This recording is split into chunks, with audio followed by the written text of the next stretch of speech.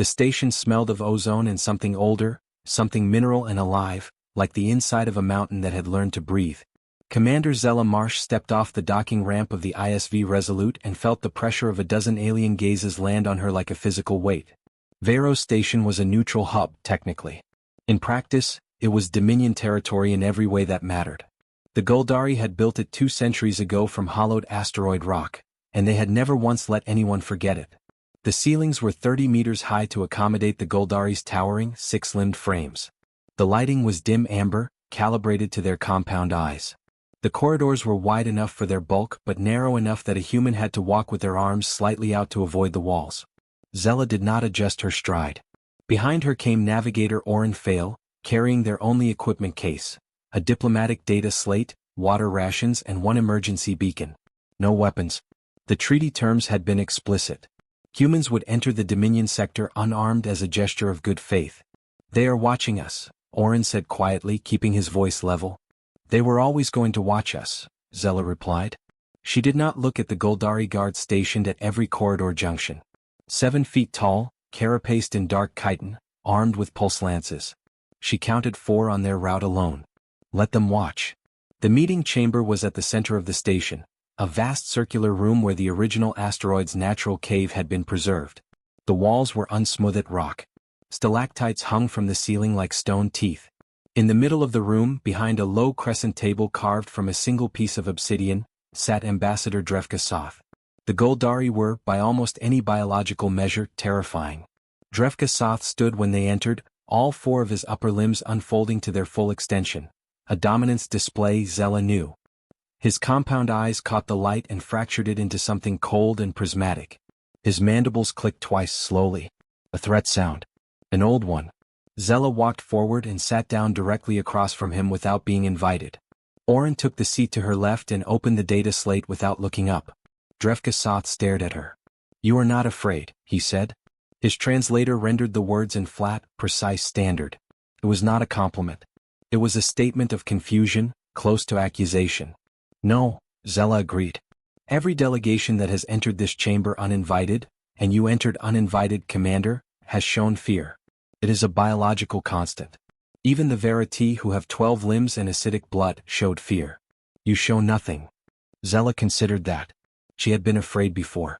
She had been afraid on Kessel Ridge when her unit had held a pass for 19 hours with nothing but kinetic rifles and determination. She had been afraid when her daughter was born premature, small and fragile and fighting. She had learned a long time ago that fear was just information. It told you the stakes. It did not get to decide your actions. "I'm here to negotiate access to the Nyrus corridor," she said. "I have 40 hours before my authorization window closes. I'd like to use them wisely." Another click of mandibles. Slower this time. "You come without a fleet, without weapons, without tribute, and you ask for access to our most strategically vital trade lane." "Yes." "Why would we agree to that?" Zella leaned forward and placed both hands flat on the obsidian table. The stone was cold and it grounded her. "Because you've spent 80 years trying to figure out what humans want, what we fear, what we'll back down from, and you haven't figured it out yet. That uncertainty costs you more than the corridor is worth." The silence in the chamber lasted 11 seconds. Zella counted. Drevka Soth lowered his upper limbs slowly and sat back down. "Speak," he said. And so she did. For 4 hours, without notes and without hesitation, Zella Marsh laid out the terms of the first Human Dominion Access Agreement in recorded history. She did not threaten. She did not plead.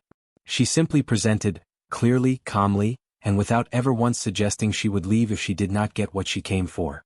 Because she wouldn't. And Drevka Soth, after 4 hours, understood that. When they broke for the first recess, Oren leaned close and whispered, "He's going to agree." "I know," Zella said. "How did you know before we even sat down?"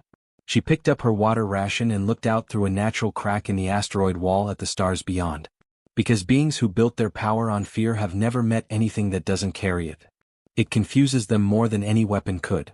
Outside, the Dominion stars burned cold and ancient and indifferent. Zella drank her water and waited for the future to begin. The prison was 3 kilometers underground. Engineer Cashin Ray had been there for 9 days before he stopped trying to find a way out and started trying to understand the place instead. It was a habit of mind his grandmother had drilled into him.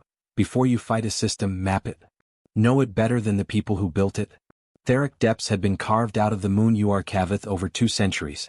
The Goldari had designed it for Goldari prisoners. Massive communal chambers, low lighting, stone walls that radiated the moon's natural geothermal warmth. For a 6-limbed being that evolved in caves, it was probably uncomfortable but survivable. For humans, the ceiling in the communal chamber was 12 meters high and the temperature held at a constant 21 degrees, which was fine, but the humidity was 82%, which wasn't. Kashin had developed a persistent cough by day 3. Dr. Ima Saluku had lost 8 pounds of water weight and was on careful rationing. They had been arrested at the Veyros border checkpoint when a scanner flagged Kashin's prosthetic arm as a concealed weapon. It wasn't. It was a standard-issue titanium limb with integrated multi-tool, issued to him after the Draken Station accident 4 years ago. But the Dominion's customs AI had no entry for human prosthetics in its database, and Warden Gelvas had decided that uncertainty was sufficient grounds for detention pending review. Pending review in Dominion legal terms meant up to 90 standard days. Kashin was not interested in 90 days. On day 9 he made contact with another prisoner, a Verity named Reth, small by Verity standards, who communicated in clicks and gestures that Kashin slowly learned to read. Reth had been in Theric depths for 6 years.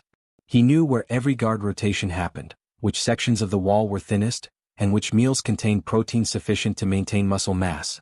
He also knew that no one had ever escaped Theric depths. Good, Kashin said when Reth communicated this, through a labored combination of gestures, drawn symbols, and the basic Verity phonetics Kashin had been practicing for 4 days. That means they're not used to people trying. Ima looked up from the improvised water distillation rig she'd constructed from meal tray materials and tubing pulled from a ventilation grate. You have a plan. I have the beginning of an idea and a complete refusal to wait 90 days. That's not the same as a plan. It's how all plans start. What followed was 12 days of careful, methodical work.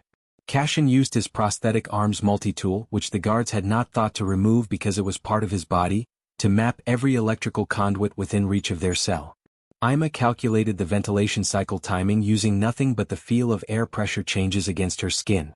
Reth contributed knowledge of a disused maintenance tunnel that connected to the thermal vent system.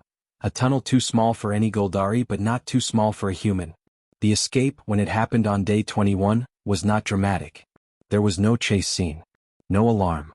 Kashin simply walked into a wall junction, removed a panel with a tool built into his own arm, climbed through a tunnel designed for pipes and not people, and emerged into the geothermal vent system 40 minutes later with Ima and Reth behind him.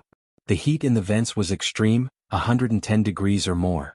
Kashin's prosthetic registered the thermal data without pain. Ima wrapped her hands in strips of her uniform and moved fast. Reth's species, it turned out, had a higher heat tolerance than either of them had realized. They emerged from a surface vent 2 kilometers from the prison facility into the moon's thin but breathable atmosphere under a sky that was deep purple at the horizon and turning toward black. Warden Gelvas, upon reviewing the escape, spent considerable time staring at the security footage. He watched the human male remove a panel using his own arm. He watched the human female navigate by air pressure alone. He watched them move through a tunnel that, by every biological assessment, should have been too uncomfortable to traverse. He flagged the report as an anomaly and noted for future reference that human prosthetics should be classified separately from standard biological limbs. He did not note the deeper lesson, that human beings would treat their own physical limitations as engineering problems to be solved, not boundaries to be respected. 3 weeks later, Kashin Ray submitted a formal diplomatic complaint from the nearest human consulate regarding unlawful detention. It was accompanied by a complete technical diagram of the Theric depths ventilation system, with annotations. The cover note read, "You may want to patch that." It was signed, C. Ray Engineer. And below that in smaller text, "Still not a weapon."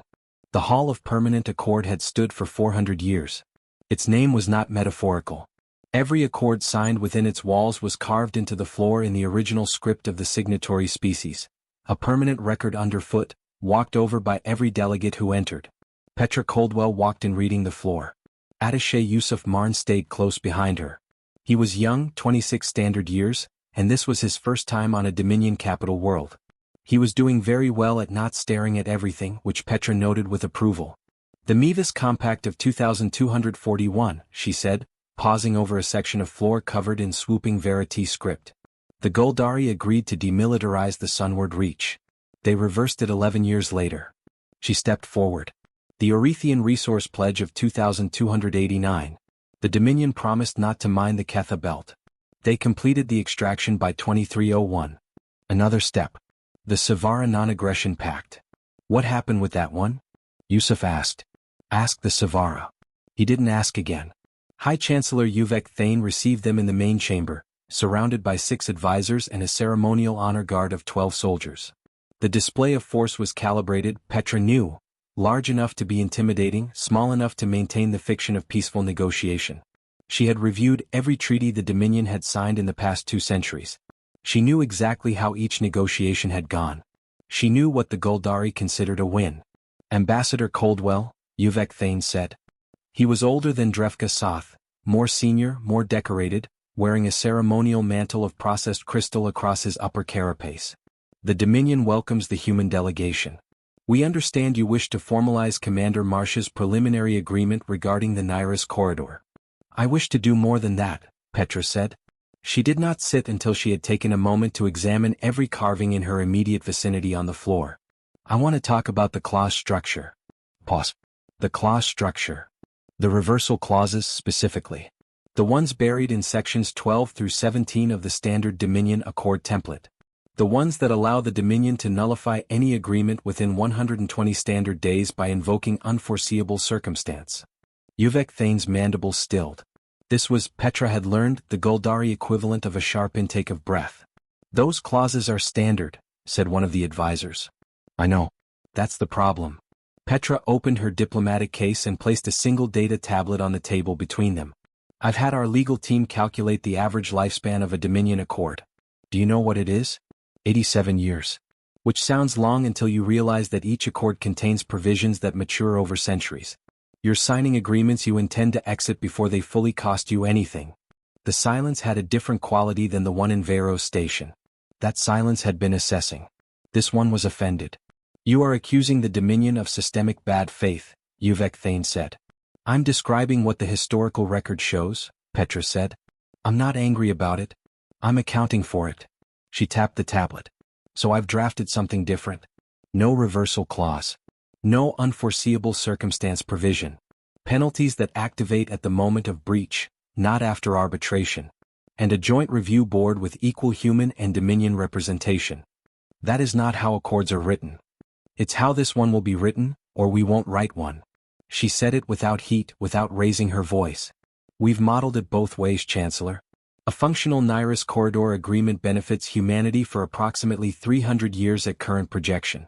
It benefits the Dominion for 400. The difference is that we're offering access to human biomedical research and terraforming data that the Dominion would take between 40 and 90 years to develop independently. We have data suggesting your population on 3 outer worlds has been dealing with an atmospheric pathogen for the past 6 years. We have the solution. Uvek Thane looked at her for a long time. You researched our internal epidemiological situation. We research everything. And you would offer that solution regardless of whether we sign? Petra paused. This was the question she knew. The one everything turned on. No, she said. It was a calculated answer. The Dominion understood leverage. They would not respect charity, they would interpret it as weakness. What she was offering was trade. Real trade. Something they wanted in exchange for something she wanted. A corridor agreement without escape clauses. Yusuf, to his enormous credit, did not react. Uvek Thane leaned back and looked at his advisors. Something passed between them in rapid mandible clicks, too fast for the translation system to capture. Then he looked at Petra again, and she saw something in his compound eyes that she had not expected. Respect. Not admiration. Not warmth. Guldari didn't do warmth. But the cold, hard recognition of a peer. Of someone who had come to his table having done the work. Leave the draft, he said. We will review. Of course, Petra said. She stood, straightened her jacket and picked up her case. The atmospheric pathogen data is included in the tablet as an act of good faith. It's yours regardless of what you decide. She walked out over 400 years of broken promises carved into the floor and did not look back. Outside, Yusuf exhaled slowly. You gave them the medical data free. Yes. But you said. I said we wouldn't offer it regardless of whether they signed. I offered it as a gesture before signing. There's a difference. She glanced at him. Write that down. It'll matter someday. They signed 3 weeks later. Every clause intact. No reversal provision. It was the first Dominion Accord of its kind in 4 centuries. The Keleth Reach was not technically a battlefield. It was a debris field, 4,000 cubic kilometers of shattered asteroid material, dead satellites, and the hulks of ships from the Verity War 200 years ago. The Dominion called it a navigation hazard. The Human Exploration Charter called it an unmapped resource zone. Both descriptions were accurate. Both sides wanted control of it. No one had fired a shot yet. Fleet Captain Dara Vosnimek did not intend to be the one who changed that. She stood at the main tactical display of the ISV Ardent and studied the disposition of Admiral Cerethas's Dominion fleet with the same detached focus she gave every problem. 6 heavy cruisers, 14 escort vessels, and what the sensor array read as 3 sensor-masked patrol ships running dark in the debris field's shadow. The dark ships were the message. Sure, this wanted her to know they were there, wanted her to know he had hidden assets she couldn't fully locate. It was meant to induce caution. Hesitation. They know we see the masked ships, said Tactical Officer Bren Okafor from his station. No, Dara said. They know our sensors flagged the gravitational shadows. They think we don't know what's causing them. She pointed to the display. They underestimate our resolution capability. Dominion sensor doctrine was last updated 40 years ago. Ours was updated 4 months ago. Bren absorbed this. So we have complete knowledge of their formation and they think we have partial knowledge. Yes. What do we do with that? Dara thought about what she actually wanted. She wanted the Keleth Reach open to human survey teams. She did not want a war.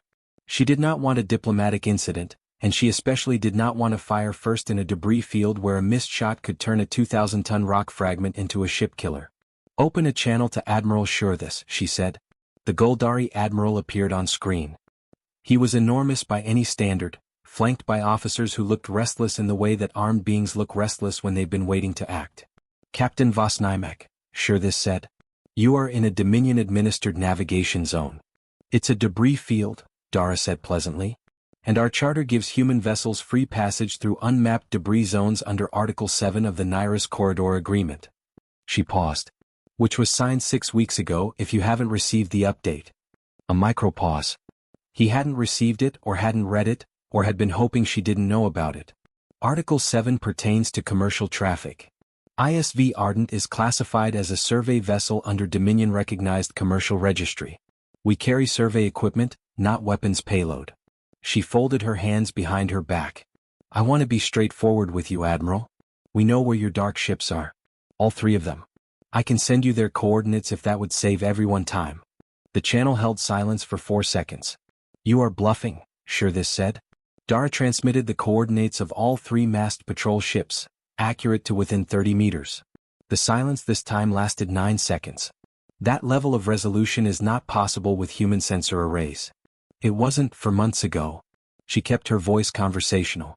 I don't say this as a threat. I say it because you deserve accurate information for your own tactical planning. You have 6 heavy cruisers and 17 escort vessels including the masked ones. We have 2 survey ships in the Ardent. In a straight engagement you win decisively. I know that and I'm not afraid of it because we're not going to have a straight engagement. Cerethas studied her through the screen. You are very confident for someone in an inferior position. I'm in an inferior military position, she agreed. But I'm in a superior legal and informational position.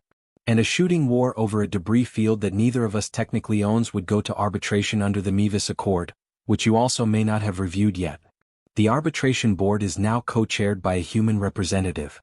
Another silence. Bren was watching Dara with the expression of someone watching a performance and slowly understanding that what they are seeing is not performance at all, but simply the way one particular person thinks. You planned this, Cerethas said. I plan to follow the legal framework established by treaty and rely on superior sensor data to have an honest conversation, Dara said. I didn't plan to have that conversation in a debris field, but here we are. Admiral Cerethas was quiet for a long time. Then his mandibles moved in a gesture that the Dominion database classified as a formal acknowledgement, used when one military officer recognized that another had achieved a position of advantage without aggression. We will hold position, he said. I will contact the Accord Arbitration Board to clarify jurisdictional status of debris zone passage. Thank you, Admiral. Dara paused. For what it's worth, the Reach debris contains significant quantities of processed rhodanium from the old Verity mining platforms. Enough for both our interests, if a shared survey were ever proposed through proper channels. She closed the channel. Bren let out a breath. You had that whole thing mapped out. I had outcomes mapped out, she said. The conversation was improvised. She looked at the debris field on the main display, all that silent ancient matter drifting in the dark between two species who were still learning how to share space. That's always how it works. Know your facts. Know your rights. Be honest about your limits. The improvisation takes care of itself. Soraveth was the oldest library in the known galaxy. The Goldari had been building it for 600 years, and in those 600 years, it had admitted scholars from exactly 9 species. Humans were not on the list. Dr. Naya Prentice had been applying for access for 11 years. Her application was, by every formal measure, correct. She held 3 doctorates.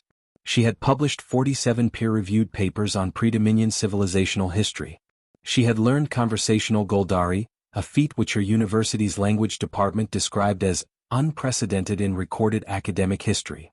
She had co-authored a landmark reconstruction of the Verity War using nothing but orbital debris analysis and comparative xenoarchaeology. Her 11th application was denied on the grounds that her species had not yet demonstrated sufficient academic integration with the Dominion scholarly framework. Her 12th application included, as supplementary materials, a paper she had written reconstructing the Goldari's own founding archive, the set of knowledge records from which the Soraveth collection had grown. The paper had been written from external sources only. It was, by general consensus among the 4 Goldari scholars who anonymously reviewed it, more accurate and more complete than the Dominion's own internal history of the archive's founding. Archivist Keth Olin himself sent the access approval. Naya arrived on Soraveth with her research assistant Tavi Rowe and 14 terabytes of preformatted storage, which the archive scanning system flagged as potentially inadequate. How much data is in there? Tavi asked, staring up at the archive structure, a building that covered approximately 6 square kilometers and descended 4 stories underground. Best estimate, Naya said, between 12 and 40 petabytes of indexed material, plus unindexed holdings that the Dominion hasn't cataloged in about 200 years. And we have 14 terabytes. We're not here to copy it. We're here to read it. Keth Olin met them at the primary entrance. He was, for a Goldari, unusually small. A scholar's build, Naya recognized, with his lower limbs modified by decades of sitting at research stations. He examined her with compound eyes that held something she wasn't used to seeing in Dominion officials. Curiosity. The paper on the founding archive, he said, dispensing with formalities. The 3rd section. Your reconstruction of the Myro Codex. You cited nothing. There was nothing to cite. The codex's existence wasn't documented anywhere accessible to me. Then how did you reconstruct it? Naya thought about how to explain it. I found 14 secondary sources that each mentioned 1 or 2 facts that could only have come from a primary source of a particular kind. I triangulated the structure of the primary source from the shape of its derivatives. She paused. Like reconstructing a parent from photographs of the children. Keth Olin was still for 3 seconds. Then he made a sound that the translation system classified as an expression for which no direct equivalent exists, associated with the experience of encountering unexpected elegance. Come, he said. I will show you the codex. The original. What followed was 3 weeks that Naya would spend the rest of her career trying to adequately describe. The Soraveth archive contained records of 11 civilizations that had no other surviving documentation anywhere. It contained astronomical observations going back to a period before humans had invented the wheel. It contained the complete philosophical output of a species called the Orith, who had achieved faster-than-light travel and then, for reasons that were still debated, dismantled their own technology and returned to pre-industrial life. It contained, in a section that had not been catalogued in 170 years, a collection of medical records from the early Dominion period that detailed a systematic program of study on every species the Goldari had encountered. Naya read those records carefully and said nothing for a long time. Then she said to Keth Olin, "Did you know this section existed?" "I suspected. I had not verified. The Dominion studied every species it encountered. Physiologically. Psychologically. Looking for exploitable weaknesses." She looked at the data calmly. "They didn't study humans." "No," Keth Olin said. "When the first human vessels arrived, the program had been discontinued." "Why?" A long pause. "The official record states, administrative reorganization." Naya looked at him. Keth Olin's compound eyes held the same unreadable quality they always did, but his upper limbs had drawn slightly inward, a gesture she had learned to associate with discomfort. "What does the unofficial record say?" she asked. "The team assigned to humanity submitted a report after initial observation," he said carefully. "It stated that the usual methodology was not viable. That human behavior showed too high a variance from baseline to establish reliable predictive models. That humans appeared to respond to threat, deprivation, and constraint in ways that consistently defied the projected range." Naya was quiet. "Then, they couldn't figure us out. The team recommended extended observation. The program was discontinued before the extended observation was completed." Keth Olin paused. "I believe you should publish this. All of it." Naya looked at the unindexed records surrounding them. Centuries of knowledge, some of it beautiful, some of it troubling, all of it true. "I will," she said. "Properly. Fully credited to Soraveth and the archive." She met his eyes. "Thank you for letting me in." Keth Olin made the untranslatable sound again. "You earned it 11 years ago," he said. "It simply took us time to admit it. The Hollow Gate station had been abandoned for 40 years and should have stayed that way. It hadn't." Sergeant Evander Quill knew within 40 seconds of docking that something was wrong. The docking collar showed fresh scoring, not old, not corrosion, but recent plasma burns on the seal ring. Someone had forced entry within the past 72 hours. He signaled Medic Lena Strath with 2 fingers and got a nod in return. They moved differently after that, slower, deliberate, with the particular quality of attention that people develop after years of learning that environments that look abandoned sometimes aren't. What they found in the station's primary communications hub was Colonel Fex Durith of the Dominion 2nd Fleet, 3 of his soldiers, and a signal array that had been jury-rigged to broadcast on a frequency used exclusively by Dominion Military Command. Also, 14 Verity refugees. 12 adults, 2 juveniles. Crammed into a cargo hold with 2 days of air and very little else. Evander took in the situation in approximately 3 seconds.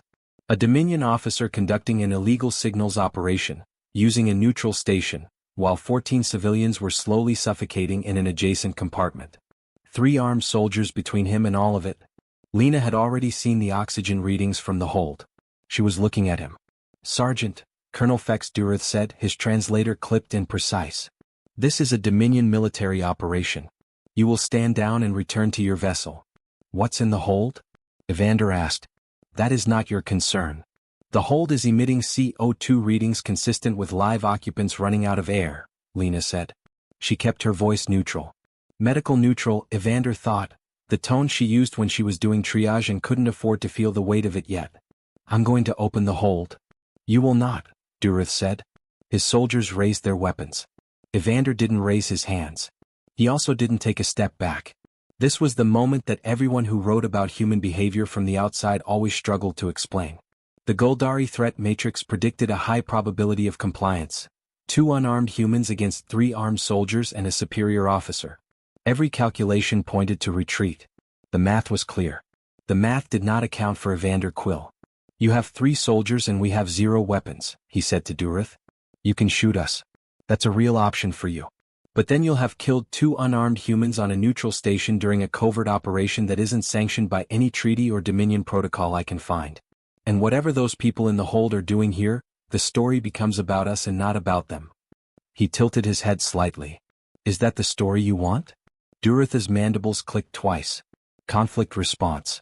"We're going to open the hold," Evander continued. "And then we're going to help whoever is in there breathe. And then we're going to talk about all of this through whatever channel you consider appropriate. But the hold opens first."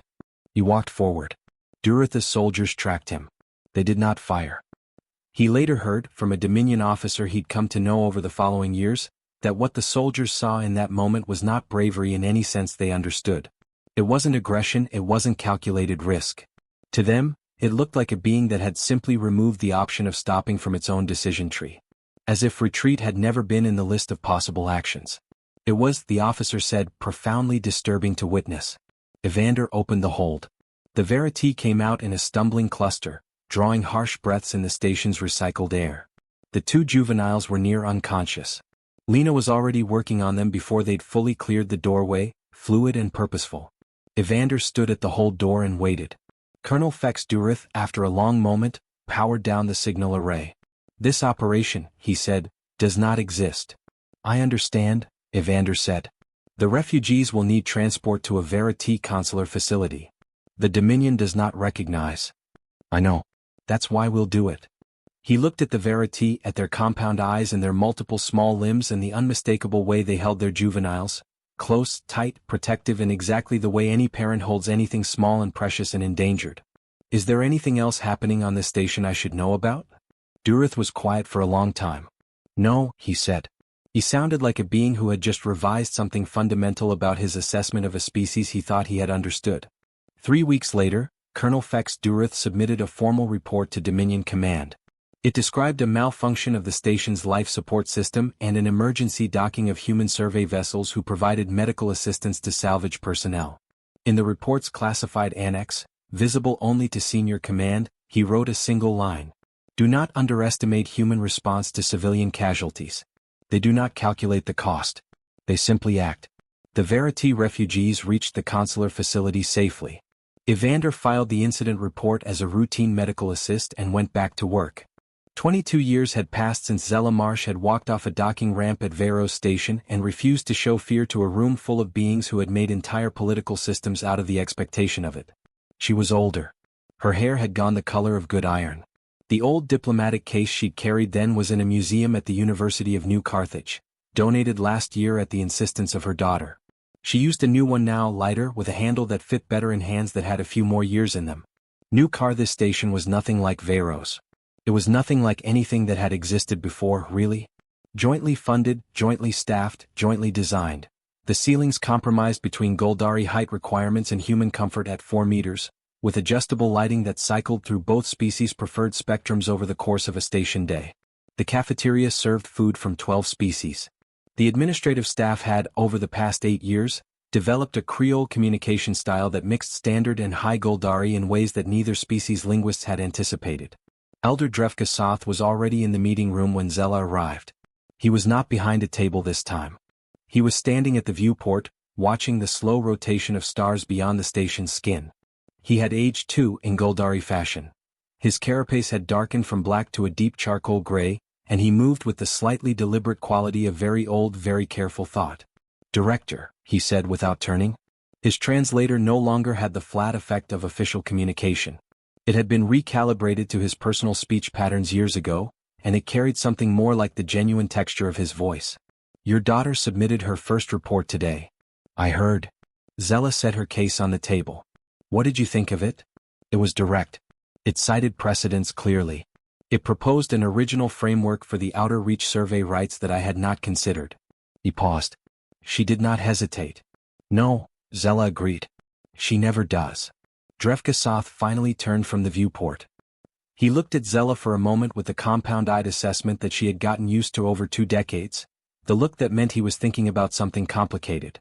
I have been asked, he said, by the Goldari High Caste, to formally request that a human scholar be invited to address the Soraveth Archive Symposium. The keynote. Zella raised an eyebrow. The Soraveth Symposium was the most prestigious academic gathering in the Dominion. In 400 years, a non-Goldari had never delivered the keynote address. Who are they requesting? Dr. Naya Prentice. Pause. Her paper on the Myro Codex has been cited more frequently in Goldari academic literature in the past 8 years than any work by any Goldari scholar in the past 40. She'll be pleased. Zella looked at him. Is that why you wanted to meet today? No. Drevka Soth moved to the table and sat, not with the formal precision of 20 years ago, but with the ease of someone who had spent enough time in the same rooms as another being that the rituals had worn smooth. I wanted to ask you something. Something I have been trying to find the right formulation for. For some years. Zella waited. We studied every species we encountered, he said. For centuries. We understood the Verity. We understood the Erethians. We understood the Savara, the Korak, the Meth. We built our dominion on that understanding, on knowing what every other civilization feared, wanted, needed, would yield for. Yes, Zella said. We never understood humans. He said it without resentment or embarrassment. Just fact. We tried. Our teams observed you for decades. What they returned was not a profile but a list of contradictions. You experience fear intensely and then continue forward. You calculate risk clearly and then accept costs that exceed rational return. You extend care to beings outside your kin group, outside your species, for reasons that do not reduce to any self-interest we could model. He was quiet for a moment. We built an empire on understanding what everyone wanted badly enough to compromise for. We had no category for beings who would walk into our spaces, unarmed and simply refuse to flinch. Zella was quiet too for a while. Outside the viewport, the stars held their ancient geometry. "Why are you telling me this now?" she asked. "Because I would like to understand," he said. "Not to model. Not to use. I am old. My strategic concerns are not what they were." He looked at her with something that she had learned over 20 years, to recognize as a Guldari form of vulnerability, not shown easily and not shown to everyone. "I want to understand because you have been in rooms with me for 2 decades and I have never known how to ask what I actually wanted to ask." Zella thought about how to answer. She thought about Cashin Ray, walking through a tunnel with his prosthetic arm and his absolute refusal to accept 90 days. She thought about Petra Coldwell walking out over broken treaties and leaving medical data behind as a free gift. She thought about Evander Quill, walking toward armed soldiers because the hold needed to open and there was simply nothing else to do. She thought about her daughter, writing her first report with the same clean directness she'd had since she was 6 years old. "I don't think we're fearless," Zella said at last. "We're afraid all the time. Every one of us." She looked at Drevkasov. "But we decided, a long time ago, not as a policy, not even as a culture exactly, more like a habit we built over thousands of years of very difficult history, that fear was information and not instruction. That it told us what was at stake. That it didn't get to tell us whether to move." Drevkasov was very still. "Every civilization you studied," Zella continued, "had a threshold.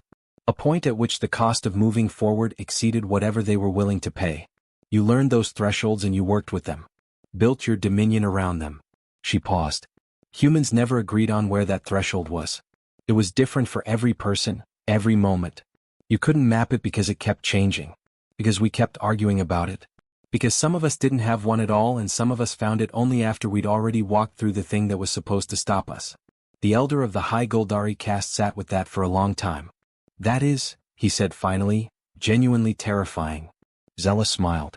"I know. And yet you have never used it as a weapon against us." "No. Why not?" She looked at him, at this being she had spent 20 years disagreeing with, negotiating with, building something with, in small increments, across a gap that neither species had ever fully crossed before. "Because we didn't come to the Dominion to conquer it," she said. "We came because space is large and there's more of it than either of us will ever see in any number of lifetimes. And we thought," she paused, "we thought it would be better to see it with company." The room was quiet. Outside, the stars continued their slow ancient work of burning. Inside Newcar the station, 2 species who had entered each other's orbits with suspicion and threat and calculation sat together in a room they had built jointly and talked, without agenda, for the first time. Irina Marsh was already at her desk 3 corridors away, working on a framework for the Outer Reach survey rights that had occurred to no one else. She did not hesitate. She never had. She never would. And somewhere in the archive of that truth, carried forward not in records but in the simple continued fact of human presence wherever the dark was deepest and the way was unclear, the Dominion was still, slowly, beginning to understand what it meant to share the galaxy with people who had decided long ago that the stars were worth any threshold.